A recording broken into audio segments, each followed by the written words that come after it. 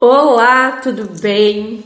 Estou aqui hoje com convidadas mega especiais aqui, a Mona e a Tati do projeto Ser Doador, e hoje a gente vai debater aqui um assunto muito bacana, de uma informação aí. Estou aqui em Erechim hoje, saímos lá do nosso estúdio, estamos aqui em Erechim para gravar um podcast informativo sobre doação da medula óssea. E o que me motivou, então, foi a Jéssica Eduarda Dorini, minha amiga. Como vocês viram aí, a gente está fazendo campanha para achar um doador para a Jéssica. Ela está precisando, então, de uma doação da medula óssea.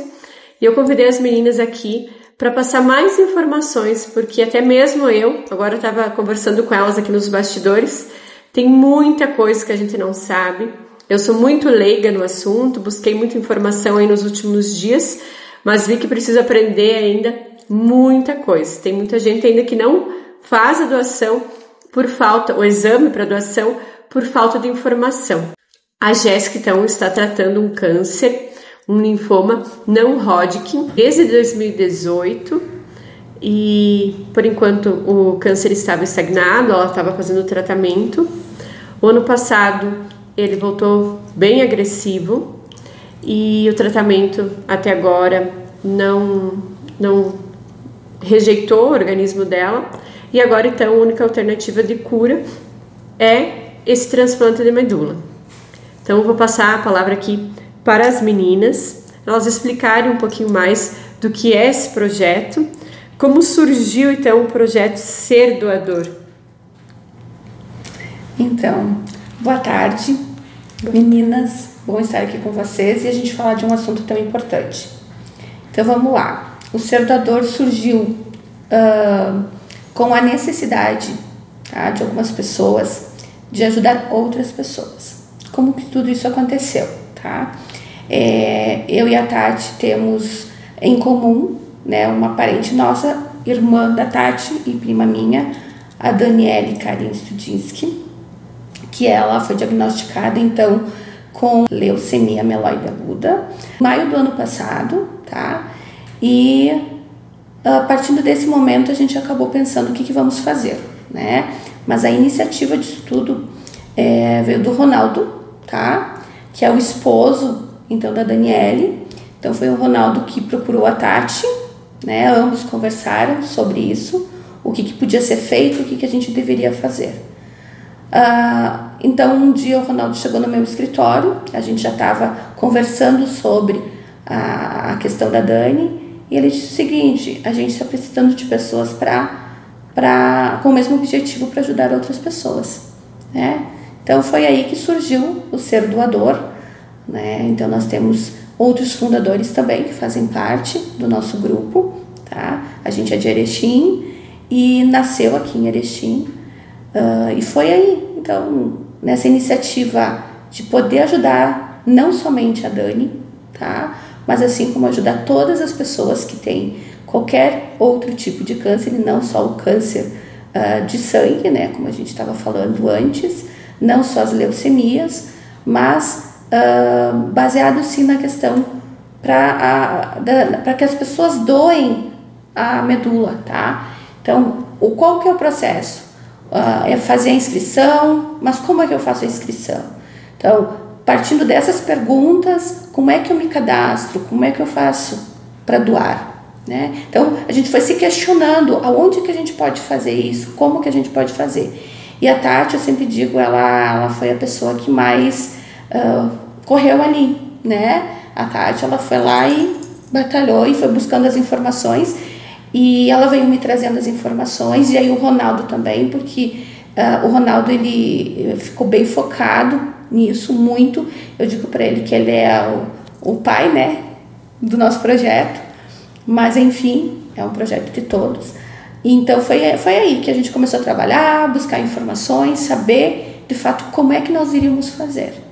Então, logo na sequência foi criado então no Instagram o Ser Doador, né, que todo mundo pode seguir, e lá a gente está colocando o quê? Informações. A gente está alimentando ele com informações justamente do que é a leucemia, né? Quais são os tipos de leucemia, que não só é a questão da leucemia que se precisa de um transplante, que existem outras doenças também. Onde você procurar para se inscrever, tá? Então, enfim, todas as informações possíveis que a gente pode passar para vocês, que sejam elas de fontes seguras, tá? Que a gente sempre busca trazer essas informações de fontes seguras. E o que a gente ainda está fazendo é aprendendo, né? Então, a gente vai aprendendo e vai informando. Essa que é nosso intuito, né? De que as pessoas tenham a informação correta, que elas consigam buscar isso pela informação correta. Eu acho que ter isso é importante porque quando a gente se depara com qualquer doença, né, a primeira coisa que a gente vai na internet, daí você já acha que, meu Deus, que a internet é terra de ninguém e todo mundo coloca lá o que quiser. E é muito importante ter pessoas comprometidas e coloquem informações aí buscadas e baseadas em estudo, em realmente o que é, o que não é, para esclarecer, né? Porque se tu simplesmente buscar na internet, tu fica meio, né, sem saber o que de fato é correto, o que de fato não é correto. Então, o que é a medula óssea, que até então eu também, muito leiga, tinha, né, mais ou menos sabia o que era, mas fiquei muito, muito triste quando a Gé precisou agora do doador, que eu não tinha me cadastrado no banco. Aí você pensa, isso tudo foi falta de informação, né? Eu acho que se tivesse buscado mais informação, teria feito. E queria que vocês explicassem então um pouquinho o que é a medula óssea. Bom, eu sou a Tatiane, como a Simone me apresentou, a Mona já falou um pouquinho de mim também. Irmã da Daniele, né? Mas uma ativista de causas sociais desde sempre. Então, quando essa causa social entra na minha família, a energia é totalmente diferente, né? Quando a gente começa a entender leucemias, porque quando a gente fala de leucemia, são leucemias, vários subtipos, várias mutações, muitas vezes até com anticorpos, né, que rejeitam outras possibilidades. Então, a gente tinha um mundo totalmente desconhecido e o tio Google, ele serve para quem já tem um filtro desenvolvido, tá? Eu já tenho um conhecimento e eu leio para me aprofundar. Mas ele gera muita confusão, porque ali é um mundo, como a Simone fala, uma terra sem ninguém, né? Ninguém é dono daquilo. Então, qualquer pessoa pode se manifestar. Por isso que é importante, se eu não tenho filtro desenvolvido, sempre buscar fontes seguras. Então, a gente precisava entender o que era a tal da medula óssea. Por quê, né, que existem tantas doenças que a medula é acometida de não trabalhar mais corretamente. Então, hoje a gente traz uma analogia muito simples para entender que a medula é a nossa fábrica do sangue. A gente estudou lá em ciências, na época do Fundamental 2, né, quando a gente era bem novinho, todo o corpo humano. Mas a gente lembra do coração, do pulmão, mas e a tal da medula óssea? Gente, a medula, ela é incrível, ela é extremamente importante porque ela é a fábrica de todo o nosso sangue. Todos os componentes que vão circular pela corrente sanguínea, inclusive falando de imunidade, a medula é responsável. Então, ela é incrível no nosso corpo. Chega um momento que ela para de funcionar corretamente, as minhas plaquetas baixam, a minha imunidade pode baixar, eu posso, por uma gripe, vir a não desenvolver as minhas defesas do organismo e vir a falecer. Então, tem essa importância a medula na nossa vida. É mega importante. Mega importante. E transplante de medula, né? Nós estávamos falando nos bastidores, são 80 doenças, né, que precisam aí pode vir precisar de transplante de medula. Então, eu queria que tu falasse também que quem precisa desse transplante de medula, né? Quais são as pessoas que necessitam, quais tipos de doenças, são várias doenças que necessitam, até a leucemia, né?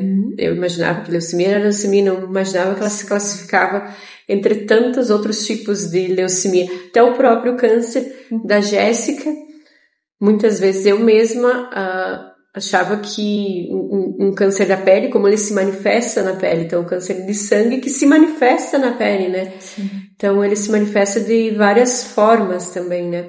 Então se tu puder esclarecer um pouquinho mais. Claro. Tati.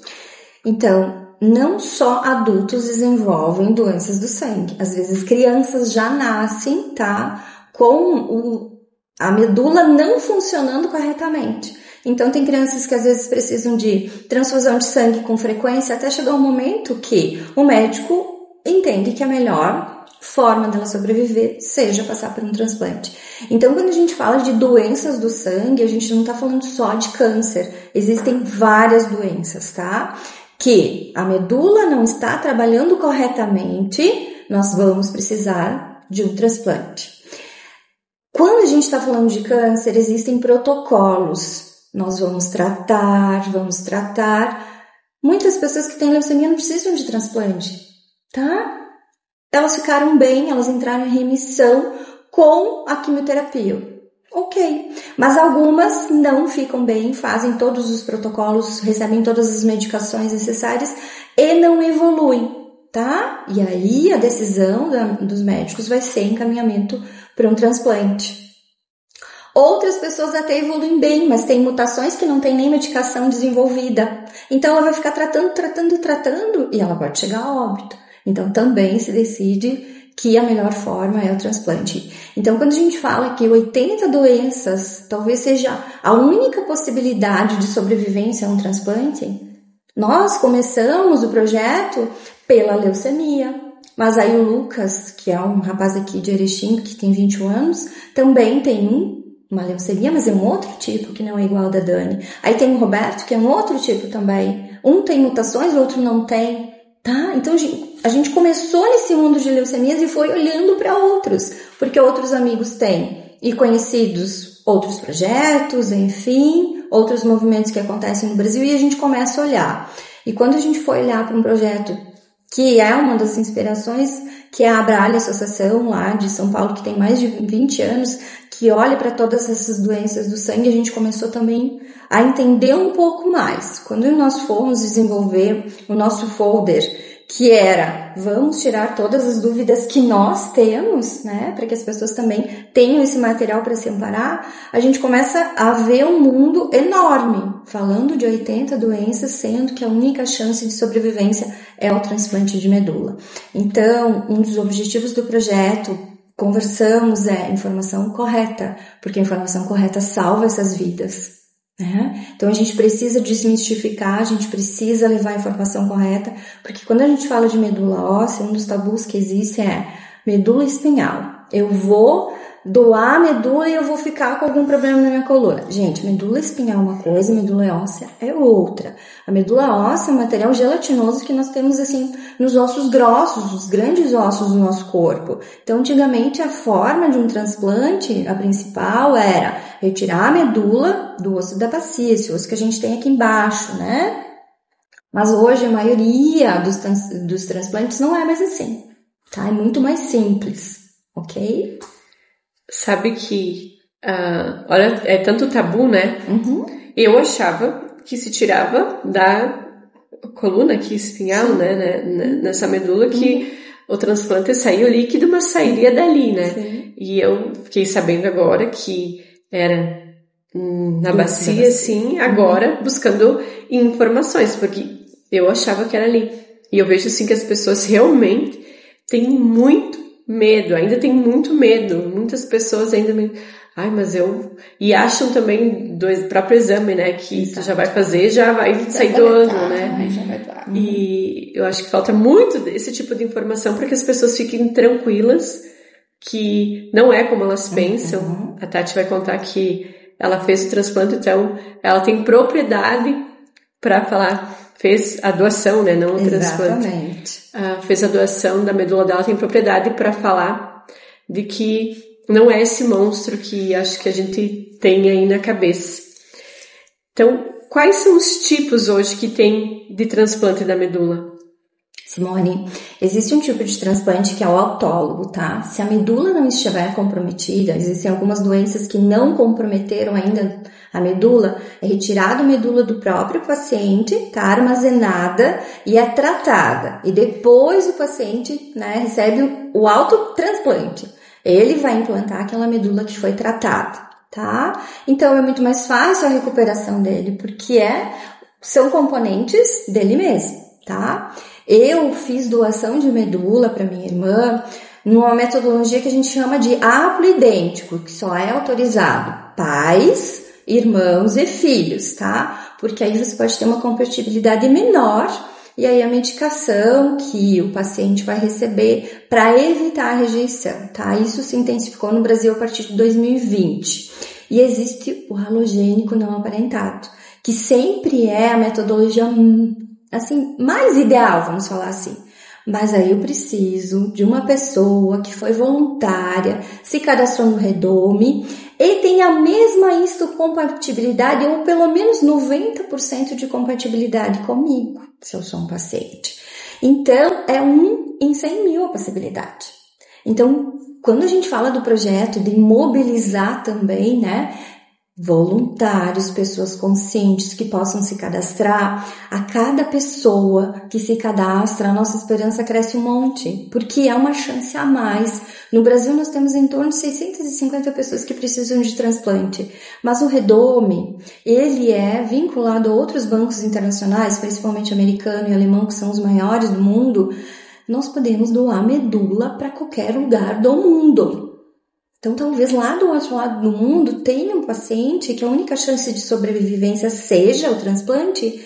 E aqui no Brasil é identificado que existe uma compatibilidade, um gêniozinho na histocompatibilidade. E aí eu posso doar, tá? E a Jé tem essa campanha bem linda que ela fala, faça o sorriso de alguém, né? Então ela usa essa imagem dela sorrindo e faça o sorriso de alguém, que não é só o dela, né? Não. É de centenas, nossa, milhares, porque então a gente fala do banco internacional também. Pode ser que você está se cadastrando lá no banco, não dê certo para a Jéssica nesse momento, mas pode ser que dê certo para uma outra pessoa, e tem tantas pessoas, criancinhas, enfim. Eu acho que a gente sempre tem que tentar se colocar no lugar do outro, né? E se fosse com a sua família, né? E se fosse com você? Então, se a gente tá com condição de saúde dentro das exigências que o Redome tem para fazer o exame, acho que toda a sociedade deve fazer esse exame. E eu quero que vocês expliquem, então, um pouquinho melhor de como se pode se tornar um possível doador da medula. Então, na verdade, existe uma faixa etária, né? As pessoas entre 18 e 35 anos, elas podem ser as doadoras, tá? O que acontece? Você vai se cadastrar, então, né, no Redome. Aliás, no Hemocentro, né? Inicialmente a gente acaba indo no Hemocentro. Então a gente vai lá no Hemocentro, a gente vai coletar uma quantidade de entre 5 e 10 ml de sangue, tá? Então a gente vai fazer essa coleta e vai fazer o nosso cadastro. Então, e já vou abrir parênteses que esse cadastro tem que buscar a atualização, né? Então, se caso alguém se cadastrou, tá? Lá no Redome, e não atualizou o cadastro por ter trocado o número do telefone, trocado de endereço, de cidade ou enfim, que faça essa atualização, porque ela é muito importante. Então vamos lá, a pessoa foi lá, fez o cadastro, coletou o teu sanguinho então ele vai lá pro Redome, tá? Ele vai ser cadastrado lá e digamos que você tenha então a compatibilidade com alguém, né, que você vai poder ser esse doador. Então, o Redome vai entrar em contato com você, tá? Ele vai entrar em contato contigo, ele vai pedir para você se você quer ser o doador, tá? Então, entre você coletar o teu sangue, se cadastrar, você ainda não é o doador, tá certo? Que fique muito claro, você ainda não é, você é um possível doador. Muito bem, o Redome ligou para você, entrou em contato, e ele disse, olha, você é compatível com alguém, você aceita ser doador? A resposta que a gente quer ouvir é sim, né? A gente quer que as pessoas digam sim, tá? Claro, pode ser que em algum momento da tua vida, ou naquele momento, se for mulher, pode ser que esteja grávida, acometida de alguma doença, ou nesse período de espera, passou por um câncer, por exemplo. Então, aí a gente já vai ter alguns requisitos que não vão estar atendidos. Então, provavelmente a pessoa não vai conseguir doar, tá? Alguns exemplos só que eu dei. Então, ok, vai lá, diz que sim, então você vai fazer todos os teus exames, tá? É tudo custeado pelo SUS, você não tem gasto nenhum, tá certo? Isso é muito importante dizer. Então, você vai fazer essa coleta, dando tudo certo, tranquilo, aí vai ser agendado, né, com você e o doador, desde que ambos estejam, o doador e o receptor, né, desde que ambos estejam 100% ok, tá? Então, eles estando ok, eles vão pro transplante. Aí, então, é o momento mais lindo, né, que eu acho que é vida doando pra vida. Então, é muito simples. Mas às vezes as pessoas têm a dúvida, porque eu vou trabalhar, vou perder meu trabalho naqueles dias, como é que vai ser? Gente, para tudo isso tem solução. E é tá? uma vida. E é uma vida. Ninguém vai perder o trabalho por causa disso. Você tem N situações aí que podem ser resolvidas, né? Então, claro, você tem um livre arbítrio, né? De escolha. Mas se você chegou a se cadastrar, você foi até lá, você tomou essa decisão, porque essa decisão é muito importante. O sim tá praticamente ok, né? Então é isso que a gente precisa, conscientização para chegar no momento lá e a gente ter a medula lá. E quem decide depois o método que vai ser feito esse transplante é o médico? É o né? médico. É o médico que vai avaliar e vai decidir se vai ser o transplante que vai ser extraído ali do osso da bacia ou essa outra forma de transplante. Exatamente. As equipes transplantadoras, elas analisam qual é a melhor forma para o paciente. Mas hoje, apesar de tudo que já aconteceu, né, o histórico de transplantes dá muito certo pela extração do osso da bacia, a gente começa a olhar para a facilidade, para a recuperação, tá? Do doador também, que é muito mais rápida. Eu, por exemplo, eu fiz a doação por aférese, que a gente chama. A aférese é a máquina, tá? Então, eu me hospitalizei, eu tomei 5 dias de medicação para que os componentes da minha medula produzissem mais componentes e fossem para a corrente sanguínea. E no 5º dia se verifica se a quantidade de componentes já é o suficiente que o paciente precisa. Então a gente vai para a máquina aférese, já foi instalado um catéter, tá? Os homens geralmente se instalam no braço porque eles têm veias mais calibrosas, como se fala, veias mais grossas. Eu tive que instalar no pescoço, mas é instalado com anestesia, né, no bloco, todo um cuidado, tá? E aí, se vai para a máquina vai retirar o sangue, vai coletar o sangue, a própria máquina faz a separação da medula, devolve para você o que não vai ir para o paciente. Então, você recebe cálcio, você recebe soro, então não existe perda sanguínea, tá? Eu fiquei umas 6 a 7 horas, porque as minhas veias são muito fininhas, mas tem homens, por exemplo, que em 2 horas eles já fizeram a coleta. Tá? Então, a quantidade suficiente que o paciente precisa. Então, isso é um transplante de medula fresca, como a gente diz. Eu coletei na quinta-feira, tá? Dia 21, dia 22, a Daniele já recebeu também como se fosse uma transfusão. Pingando gotinhas, né? Em 1 hora, mais ou menos, ela recebeu o transplante dela. Então, é uma forma mais leve, eu não senti absolutamente nada, mas o que pode sentir? Um pouquinho de dor ali no catéter, toma analgésico que já é prescrito.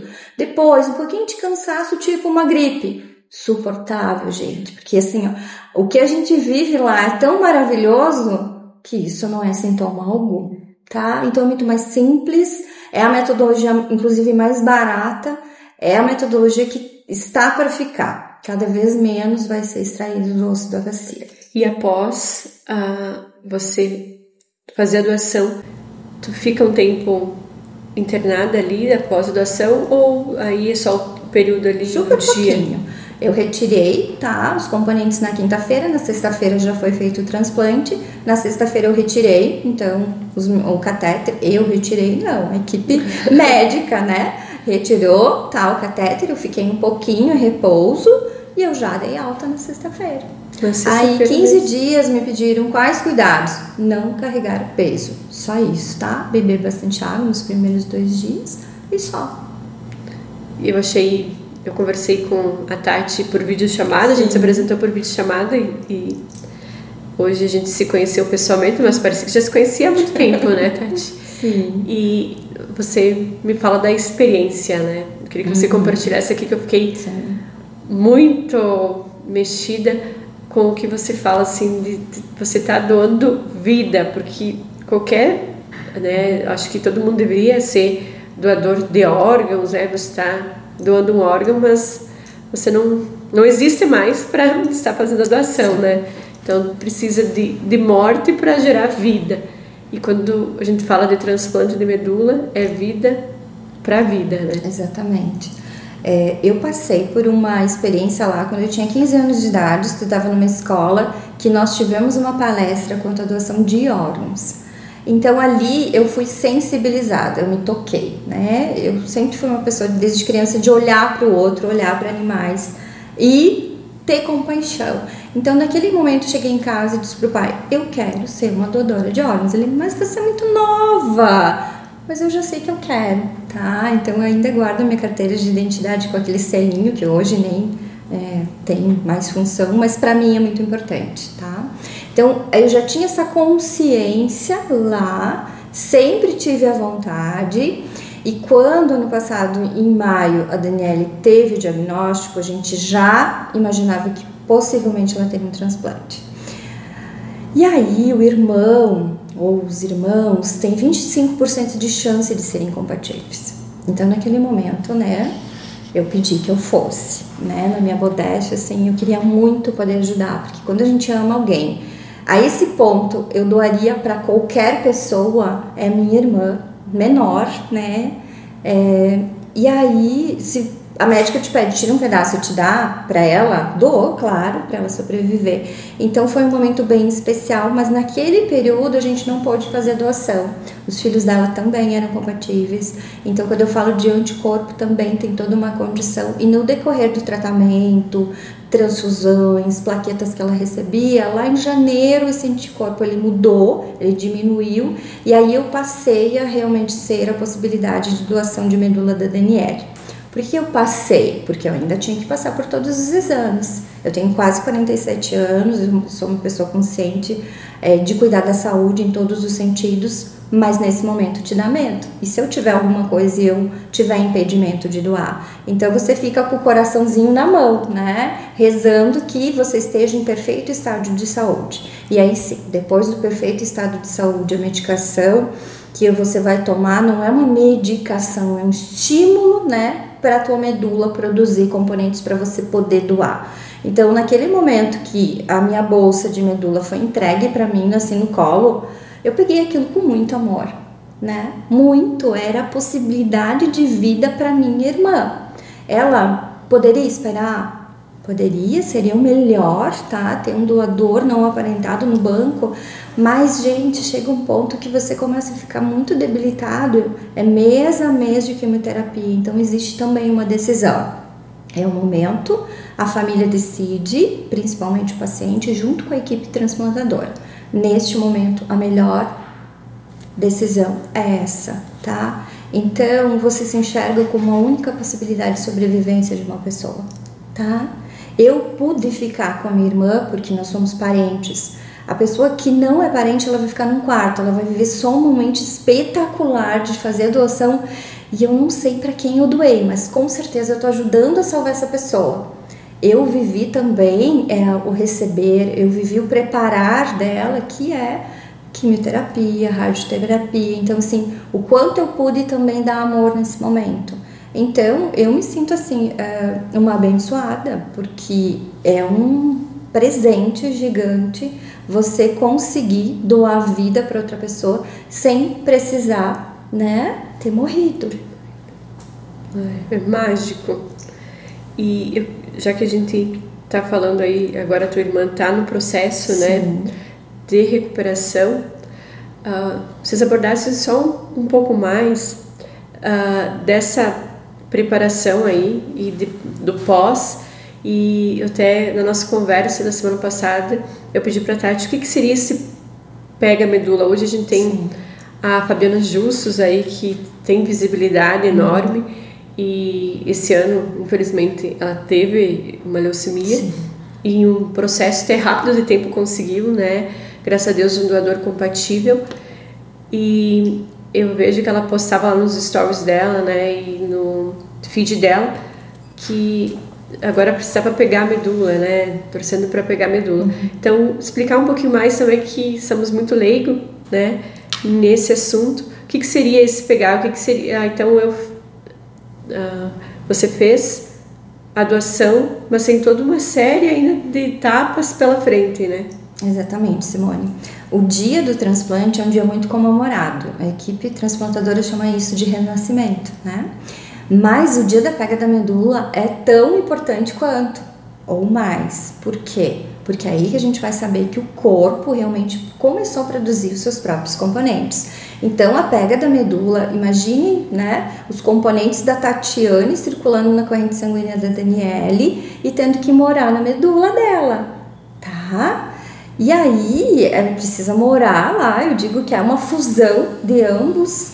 E no momento que a medula dela começar a produzir os seus próprios componentes e jogar para a corrente sanguínea, depois de 2, 3 dias estáveis, aí realmente é detectada a pega. Ou seja, aconteceu, tá? Ela aceitou e aí, passo a passo, ela vai melhorando. Então, um exemplo, o sangue da Daniele é tipo O, vai mudar para o meu sangue, que é tipo A, tá? Então, a pega da medula é muito importante, ela pode acontecer ali a 2 semanas, a 4 semanas.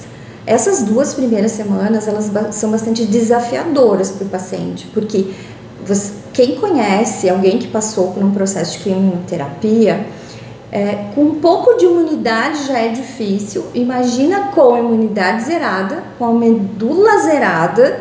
Então, a gente vai ter vômito, diarreia, muitos efeitos colaterais nesse primeiro período que debilita bastante o paciente. Depois, na segunda semana, ele começa a melhorar um pouquinho dia a dia, né? E a gente celebra cada dia uma melhora. E o dia da pega é a celebração total, porque aí nós temos grandes chances dessa pessoa sobreviver.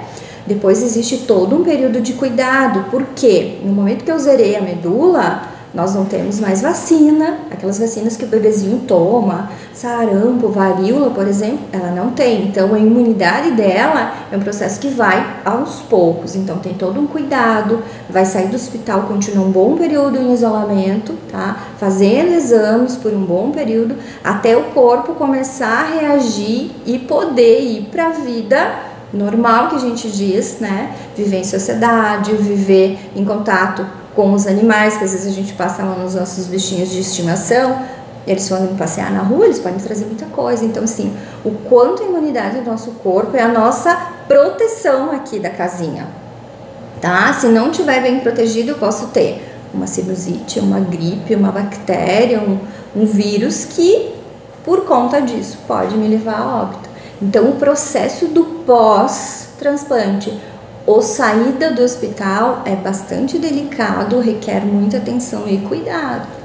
E alimentação, tudo Sim. Isso influencia. E também eu acho que tem que ter uma conscientização também de todos os familiares e amigos próximos que gostariam de, às vezes, estar junto com essa pessoa nesse momento até de preparação e pós-cirurgia, mas que tem que respeitar esse momento justamente por essa questão, né, de que fica muito frágil a pegar, né, qualquer gripe, enfim, e aí sim tem um problema de saúde grave, né, que eu acho que tem que ter, porque nesse momento que a pessoa está passando por alguma doença, as pessoas querem ficar próximas, né, querem, né, dar afeto, carinho, mas não é legal, né, tem que ter esse momento de respeito com a família e com a pessoa. Simone, eu vejo que o principal desafio de quem passa por leucemias, principalmente, é o processo de isolamento. Porque ele é muito complexo de entendimento, tá? E as pessoas acham que, poxa vida, será que ela tá mal, que ela não pode receber visita? Não é isso, requer cuidados. Então, o isolamento para a pessoa, para o paciente já é difícil, porque gostaria de estar abraçando as pessoas amadas, os amigos. E para os amigos e familiares também é difícil entender. É importante entender. Eu sempre falo, quem ama cuida. Então, eu preciso entender o protocolo médico, o isolamento, tá? Porque é realmente ajudar que esse paciente tenha todo o cuidado.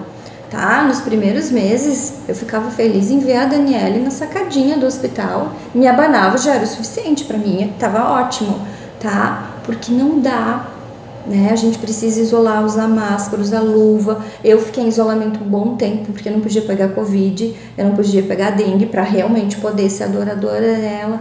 Então, a gente precisa entender que quando o médico fala isolamento, não é um exagero, é protocolo, é o cuidado, é necessário para a sobrevivência desse paciente. Eu acho que ficou bem claro e isso é muito, muito importante. Eu vejo que a Jéssica também vem compartilhando nas redes sociais dela e falando que ela não pode receber visita, e eu acho que a gente tem que, como amigo e familiares, tem que entender esse momento dela, porque a gente está torcendo para que ela melhore logo. Então isso faz parte do processo para que logo ela esteja bem e encontre esse doador. Eu quero só abordar mais um questionamento aqui, que eu também acho que eu te perguntei na semana passada, que era uma dúvida. Tu vai buscar na internet, mais uma vez, Terra de Ninguém. Então lá fala de tipos da doação de medula, também por cordão umbilical. Então eu confundi todas as coisas. Tá. Eu queria que tu falasse um pouquinho também. E antes a Mona também trouxe um novo assunto para mim, que eu fiquei surpresa, e gostaria que você compartilhasse também de ser o seu próprio doador, que eu acho que são coisas também que a maioria das pessoas não sabe, né? Sim, hoje a gente tem já no Brasil desenvolvido o banco dos embriões, tá? E também do cordão umbilical. Então precisa buscar, tá? Hoje as pesquisas mudam de mês a mês, tá? Então, gente, vão ter o diagnóstico do médico, ok, confia no teu médico, confia na conduta, mas vai buscar segundas opiniões no sentido de pessoas que pesquisam, inovações que estão surgindo a todo mês, porque nós temos muita ciência acontecendo, tá? A terapia CAR-T-cell, por exemplo, tá? Ela foi por um tempo pesquisa e esse ano já foi liberado, mês passado, um tipo de leucemia, um tipo de linfoma que já vai poder ser tratado pelo CAR-T-cell, que é extremamente simples. Então, vamos olhar os bancos de embrião, tá? Os bancos de cordão umbilical, vão olhar também as possibilidades de CAR-T-cell, porque elas estão evoluindo. A gente tem a USP, a gente tem o Butantan, né? Felizmente no nosso país, nós gostaríamos que tivesse mais pesquisa, mas o que nós temos de pesquisa já tem um resultado fantástico. Imagina se nós tivéssemos mais investimento, mas lá fora também tem. Então os médicos que estão buscando congressos internacionais traz também muito aprendizado lá de fora. O paciente, a família tem que buscar, tá? É o que a gente fala, nós buscamos Porto Alegre, Santa Maria, Curitiba, São Paulo, ok? Porque aí a gente enxerga possibilidades de tratamento, né? Quando a Mona fala do transplante que outro paciente poderia fazer, ela se aprofundou bem, né? Que é o transplante da própria medula, que ela sabe explicar. Né? Então, é o que a gente antes estava conversando, né? Existe sim a possibilidade de eu mesma fazer o autotransplante, tá? Então, o que acontece? Na verdade, existe tantas doenças no sangue, como a Tati falou. Então, em uma dessas doenças, pode ser que a tua medula não tenha sido afetada. Então, existe a possibilidade de recolher a sua medula, tá? Ela vai ficar reservada, você vai fazer o tratamento necessário que você precisa fazer e ela vai retornar para você. Então, quando isso vir a acontecer, nós temos menos rejeições, porque você está trabalhando com a tua própria medula, tá? Então, você vai ter menos rejeições e menos inúmeros outros problemas.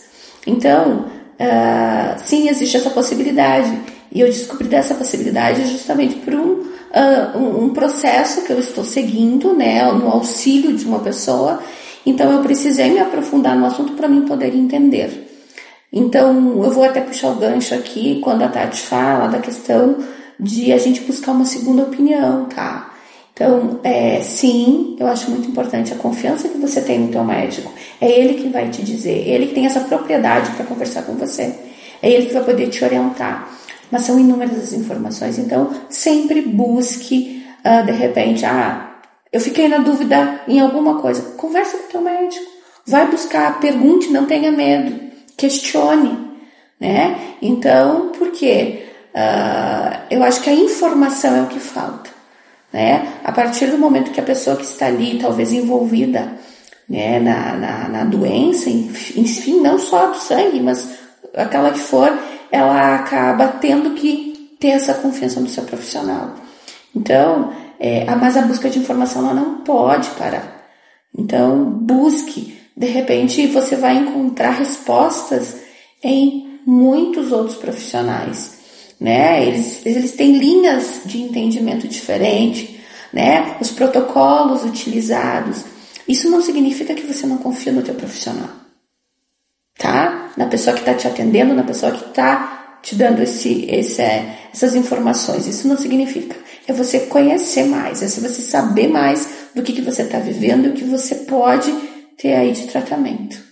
Nós vamos para a última pergunta agora. Antes de finalizar, eu só quero agradecer a Jaine da Province Joias, que ela que promoveu aí esse encontro hoje. Ela então me falou das meninas, na verdade falou de mim também para as meninas, da Jéssica. A Tati já até conversou com a Jéssica. As meninas foram até Chapecó também, já visitaram a universidade, junto com o Júnior, o grande amigo da Jéssica, que era para estar aqui hoje, mas por motivos de trabalho não conseguiu. E estão levando, né, esse projeto aí, acho que esse público de universidade, que tem muitos jovens que entram nessa idade, estão de 18 a 35 anos. E eu quero que vocês respondam aí para nós. Então eu já cheguei com muita sede ao pote, como que eu posso fazer parte, né, desse projeto? Com as pessoas que eu converso, elas me pedem, eu também quero participar, né? Mas eu sei que tem todo, né, como que a gente pode, talvez, ajudar de uma outra forma, porque você se doou muito para isso, exige muito tempo, né? Então, como que a gente pode engajar aí no projeto Ser um Doador? Quando nós começamos a conversar com o projeto, a Daniele disse o seguinte: se for para mim, eu não quero. Ela é muito franca. Vamos trabalhar para que todas as famílias não passem por aquilo que a gente passou, tá? Porque a gente tinha noção da grandiosidade, da responsabilidade que é no momento que uma pessoa de Erechim se cadastra tendo a possibilidade de ser uma doadora para qualquer pessoa no mundo que precisa. A gente tinha que estruturar realmente um alinhamento que eu estava inspirada, sensibilizada pela Daniele. Logo depois chegou o Lucas. Então, quem vai se cadastrar, certamente tem um familiar ou um amigo, mas tem que ter o coração tão aberto ao ponto de estar lá para qualquer pessoa no mundo. Então, como ajudar o projeto Ser Doador e tantos outros, porque quando a gente mostra o nosso coraçãozinho, né, com as mãos unidas, é isso, a gente se uniu, a gente buscou empresas, a gente buscou órgão público, tá? Nós precisamos de muitas mãos para fazer o que nós estamos fazendo. Então, nós temos empresas que nos ajudam a imprimir o folder, tá? O voluntário que vai conosco a Passo Fundo e possivelmente logo a gente vai conseguir levar a Chapecó também. Então, nós temos as parcerias com os hemocentros, os hemocentros que nos conhecem sabem do nosso trabalho sério.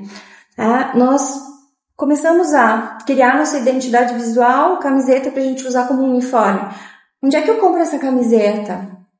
Então, os próprios voluntários perguntavam. Bom, a gente entendeu que ali a gente conseguiria pelo menos ter uma renda para pagar uma água, um clube social, um trento para quem vai lá para Passo Fundo ou Chapecó se cadastrar, produzir material, deslocamento. A gente tem que fazer uma reunião lá em Chapecó, existe o deslocamento. Então, a gente custeia o projeto hoje com a venda da camiseta. Bom, eu já não tenho mais 15 a 35 anos, mas eu me sensibilizo com a causa, eu posso pegar alguns folders com vocês, falar lá na minha igreja, eu tenho sobrinhos, eu tenho netos. Gente, se tornem mobilizadores. Nos convidam para ir em empresa, vai na minha empresa que a equipe gestora lá tem um olhar social, a gente vai fazer palestra. Vai falar na minha igreja que eu já falei com o pastor, falei com o padre, a gente vai falar. Me abre as portas para a universidade. A gente conversa em grupo, a gente se estrutura e vai falar. Então, assim, abrir portas, se cadastrar, mobilizar, nos ajudar comprando as camisetas. A gente tem também o adesivo, né? Tu pode colar no carro, na moto, enfim, lá na vitrine da loja. Existem várias formas. Eu tive uma ideia. Escreve lá no direct, tá? A gente tem uma construção de ideias com os nossos seguidores. Já nos deram várias. Semana passada uma seguidora disse: eu quero fazer 2 coisas, 2 boas ações hoje. A minha filha vai se cadastrar dia 22 com vocês. Ela está de aniversário e eu quero comprar uma camiseta para ela e uma para mim. Tá, eu não tava em Erechim. Então vamos criar, né, um vale camiseta e amanhã eu entrego. Então ali foi uma sugestão. Então nos ajudem também com ideias para que a gente possa chegar onde nós ainda não estamos chegando. Isso aí é uma corrente, né? Uma corrente do bem. E eu já vou achar um meio de ajudar aqui, quem sabe ser um ponto lá de venda de camiseta lá na minha residência, né? E vamos vender muita camiseta e ajudar nesse projeto. E é um movimento muito bacana. Eu estou divulgando aí nas redes sociais e nos grupos de WhatsApp, e muitas revendedoras nossas de fora. Ontem mesmo, uma amiga revendedora de União do Oeste foi para Chapecó doar. Não é todas as cidades que tem o ponto, né, de coleta. Então, a gente tem que fazer deslocamento hoje aqui, as mais próximas, Chapecó e Passo Fundo. E viabilizar isso é muito importante, né? Isso que as meninas fazem, viabilizar, levar grupos até os Hemocentro para fazer essa coleta. Eu quero agradecer imensamente aqui as meninas por ter topado o convite e também pedir para você seguir lá, @ser um doador, né? Sigam lá, que daí tem bastante informação lá que vai esclarecer muito mais, porque esse momento de conversa ainda é pequeno diante de tanta informação, e como a Tati falou, toda hora tem informação nova. Então eu peço para vocês seguirem as meninas lá, seguirem esse projeto, e todo mundo que puder ajudar nesse projeto será muito bem-vindo. Obrigada de coração, meninas. Se vocês quiserem fazer mais alguma fala final aí. A gente agradece também, tá? A gente usa o slogan desde o início, ser a esperança de alguém. A gente pode ser a esperança de alguém de várias formas. A gente fomenta doações de sangue, a doação de órgãos também, tá? Então, olhem para todas essas formas de doação e mobilização, tá? Quando a gente se engaja com uma causa dessas, a gente realmente faz o mundo ser um mundo melhor.